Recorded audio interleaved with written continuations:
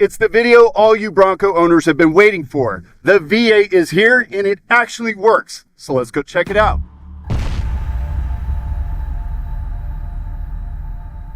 Ever since the Gen 6 Bronco came out, everybody's been asking the question, why not a V8? Or when is the V8 going to come out? And it looks like Ford's never going to do it, and we get it. It just doesn't make sense on paper for them to do it, and all the other emissions and stuff like that. Who cares? But they're just not going to do it. Until now, we had no other option, but Juicy Motorsports has come through in a big way with the 7.3 Godzilla swap package. And it's not just any swap package. You know, we throw these terms around all the time, swap, conversion. I'm calling it conversion because we're not just putting a different engine in there and firing it up and driving it and having a bunch of lights on the dash. We've seen that from a few of the companies already. This, in my book, is a conversion. We are taking the stock drivetrain out. We're putting a Ford Performance drivetrain in. And the best part is everything works. The goat modes work. The sway bar works. No lights on the dash. I mean, the vehicle looks... When you get any fired up, everything seems OEM except for the sound. And when you put it in drive and you step on the gas, you definitely know something is different.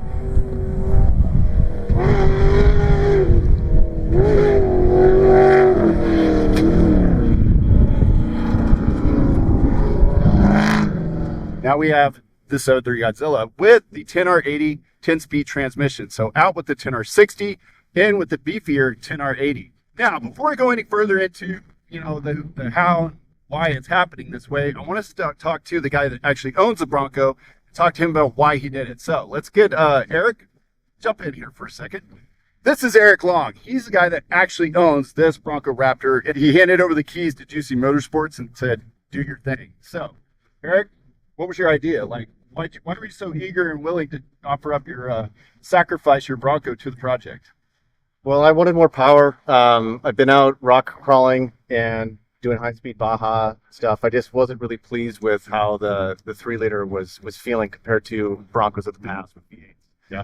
And so I was looking online forever. No one was doing it. And then one day I saw Juicy Motorsports. They do Godzilla conversions and F-150 Raptors. So I reached out and, yeah, we haven't done one yet, but I was an hour away from them and went down to see the shop and met with the team, and that was it. The rest is history. Over the money, yeah. Let's do it. What do you think so far? I love it. This is my first time out off-road with it. I've been driving around the city, just getting a feel for it. But yeah, like you were saying, I mean, it feels OEM from like all the creature comforts. Nothing is different about that functionality at all. Goat modes, everything works as expected. Yep. But to your point, yep, it sounds great. The power is phenomenal too. I got to drive around the parking lot before you got here. I don't know if Jeff wanted me to tell you that or not, but I didn't get it. I just like driving it around just to see like everything start up, function, no wrench lights, no, this is not working. Any of those, alerts were not on there. I've seen the videos on Instagram. That's one thing to see stuff on Instagram. We all know how that, you can't always believe what you see there. So as soon as we got here, I was like, hey, can I see it? Can I see it? Jumped in it, pushed the button, and just fires right up. No stall, no sputtering, anything like that. No lights on the dash, nothing. It just exactly like it would if it was OEM, like the V6 was still in it. Yeah, except for the power.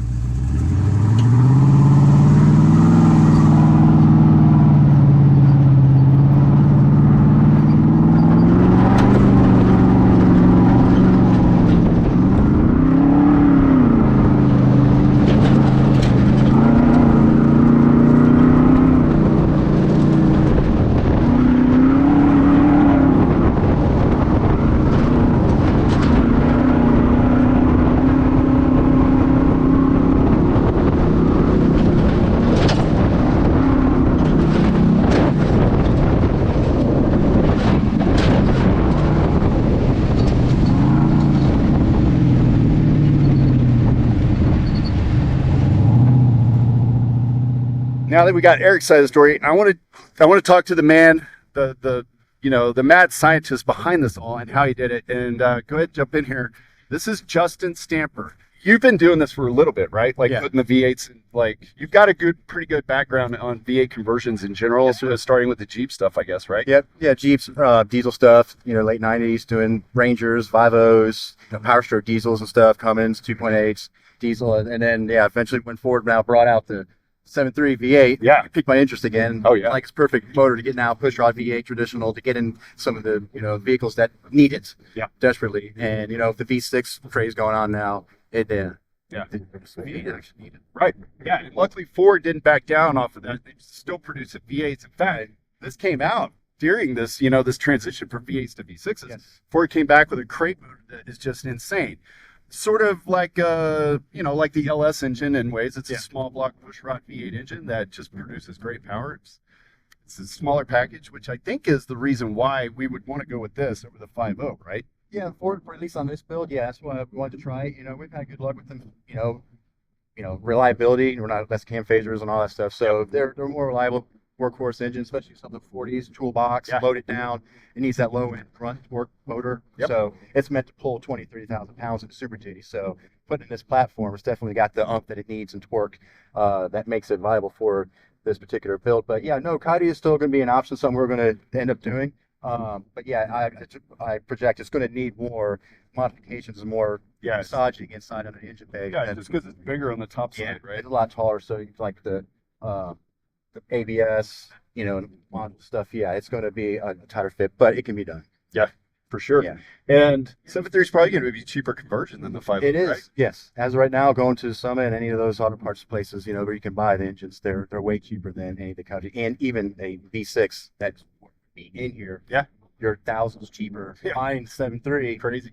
than you put a smaller V6. Yeah. It makes a lot of financial sense to do, especially if you want to have the engine and you don't want to be having to mess with it all the time, and just have fun with it. Not worry about cam phasers, all the stuff that goes along with, having a heavy valve with a lot of moving parts.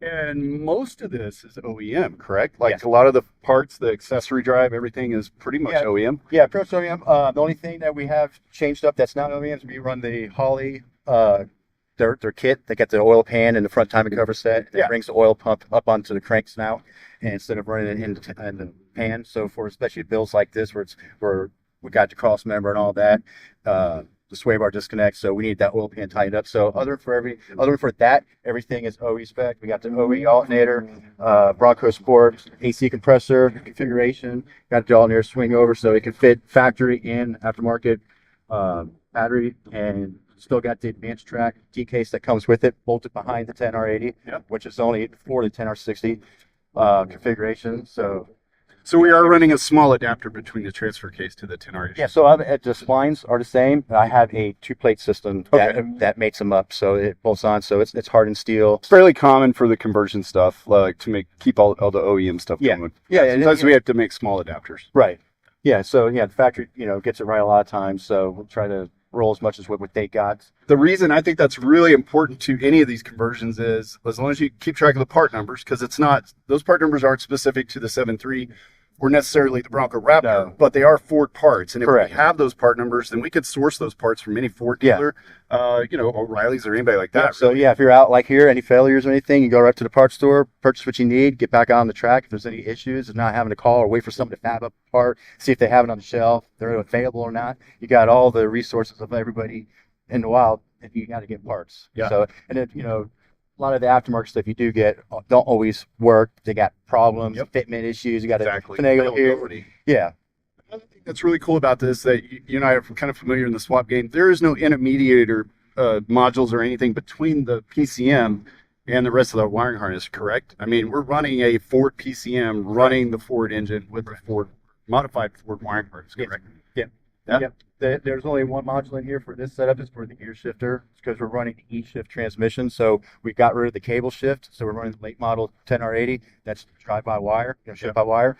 So that's the only configuration with the Ranger Raptor shifter in this configuration. Yeah, so if you have a Ranger Raptor and you end up doing this conversion, wink, wink, then you are going to be familiar with the shifter that's in this. It's still a Ford shifter. It's from the Ranger Raptor platform, like you said, shift-by-wire, I guess is what you call it. E-shift 10R80. Yeah, instead of the stock shifter that was in here. Your next move is to figure out how to make all this work in the non-Raptor versions. So we got the 2.3 and the 2.7 to do, and we can dial that in and see what changes so we can have everything specific to that particular model. But as of right now, it's just only the Raptor. Well, the Bronco Raptor, but you guys are also doing for the F-150 Raptors as well, the Gen 2s, and you're starting the Gen 3 project. Gen 3 is going to happen here in the coming weeks. Not only is he working on the conversion for this just to make the engine work in here and the lights and all that kind of stuff, but he's also working on other modules for the platforms that will allow us to put these in. So we can upgrade the shock suspension system, and we can get rid of the vehicle dynamics module and still keep everything happy as if it was still intact. You don't have to have any of the other hardware in play. It'll just be unplug your vehicle dynamics module, pop that module in.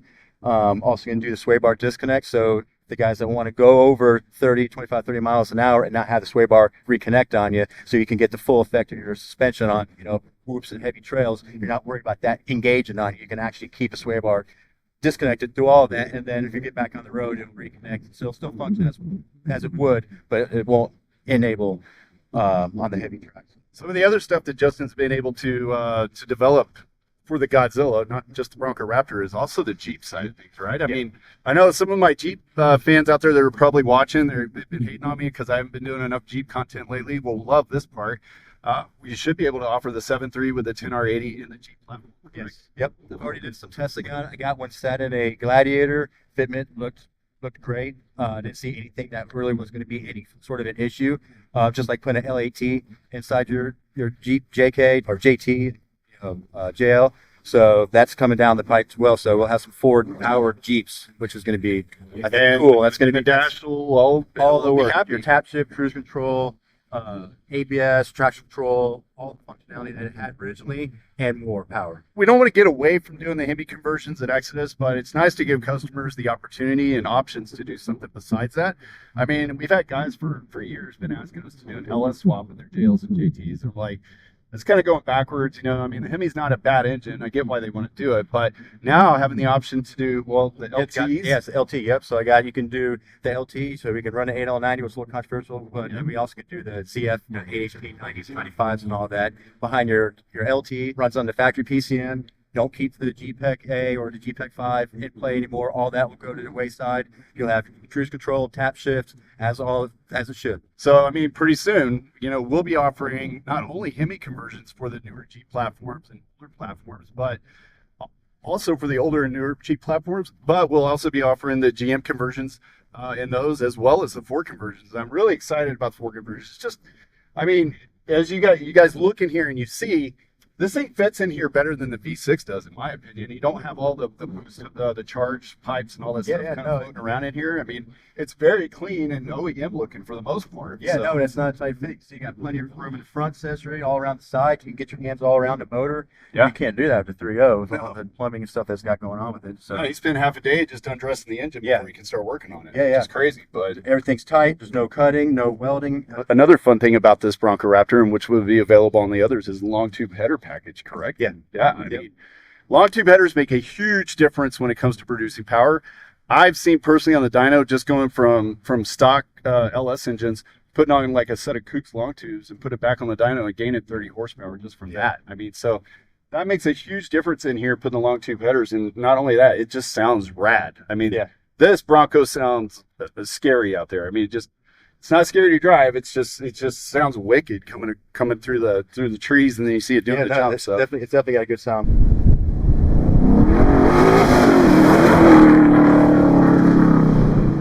As far as like custom parts go, are we just talking about like maybe AC hoses and stuff like that, or? Yeah. So, other than the the Holley drive assembly, AC hoses, engine mounts, and the adapter plate for the transfer case that comes in these models. Just a handful of custom parts, basically. But you guys are going to have them available. We'll have them available if something goes wrong and we need to fix something. That'll be easy fix for us to do. Nothing complicated in here. It's just really come down to wiring and object software configuration. But once all that's handled. Yeah. So other for the harness, everything else is just cut dry. You're even using the SMB air intake kit or air filter housing for the Bronco Raptor specifically. Correct me if I'm wrong, but this engine's only 150 pounds over stock. Yeah. So with the aftermarket springs, whether it's like Hyperco, I'm running Geyser springs on my Ranger Raptor. They seem to hold up pretty well to the weight. The aftermarket springs handle the weight perfect. There's no issues with it. All the aftermarket springs, they have no problem. maybe do some shock tuning, some revalving on the shocks just to compensate for the added weight. Backtrack a little bit. At 21, I bought a Gen 6 Bronco when they first came out. I got the 4-cylinder model because I was like, we're just going to take this thing out. And I started playing around with different wiring diagrams from Ford and looking at the PCMs and different truck configurations and how we could make it work. And after about 6 months, I lost interest. And I was like, somebody was way more motivation and patience is going to do this. So I abandoned it, threw it to the side. And I knew it was just like, it's going to be expensive to build. And I wasn't wrong. I mean, you guys spent a lot of money on the development side of this, but it's so worth it. I think we're going to be selling so many of these that it's people want this, man. Yeah, they've been seething for this online and all the forums and stuff like that. So I cannot wait to get this video out there to the public and let them know it's here finally. There is a fully functioning OEM style conversion out there now, basically like we've been doing in the Hemis for the Jeeps for a few years now. Now the Bronco guys and F-150 Raptor guys and soon to be Ranger Raptor guys are going to have this option also. So we're going to wrap it up here, guys. We got a lot of planning around to do at TRR. Awesome trails out here. Watching this thing work out here. And that was another thing. I didn't want to just show this thing parked, a hood open, looking at the engine. We're actually catching footage of this thing out here working and nothing falling apart on it. I'm impressed. Like, I just didn't believe it. I saw it on Instagram. I was like, I got to see this thing working in real life. And here we are. And the day has finally come. So, guys, when you're ready, hit me up. We're going to sell these things. We're going to be installing them at X's 4x4. There's another shop in Austin called ZF Works. They'll be working on them also. In fact, they will be putting the kits together. And that's where we'll be picking them up 45 minutes away from the shop.